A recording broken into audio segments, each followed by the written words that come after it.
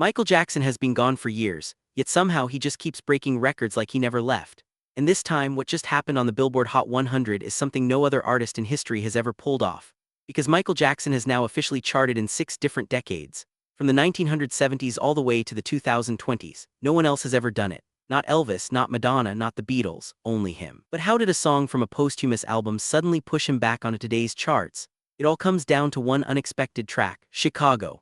At first, Chicago didn't feel like anything special. It originally appeared on the 2014 posthumous album Xscape, released 5 years after Jackson's passing. It wasn't a global smash. It wasn't a defining hit. In fact, it quietly sat in the background compared to his legendary catalog. But now, everything has changed.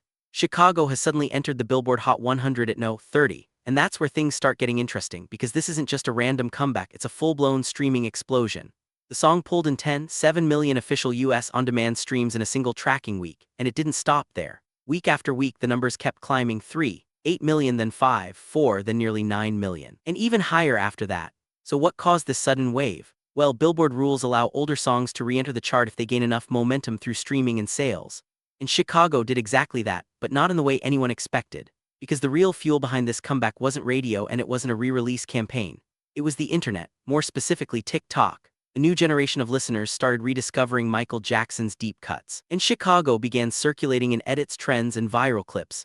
At the same time, renewed global attention on Jackson's catalog, boosted by ongoing interest in his biopic project, pushed fans back into his music.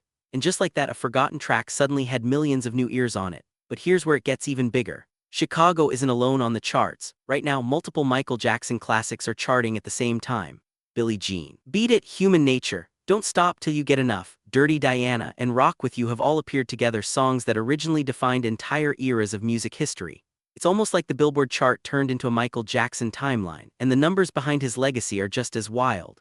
With Chicago, he now has 52 Hot 100 hits as a solo artist. His chart journey started back in 1972 with Got to Be There, and somehow, more than 5 decades later, it's still going.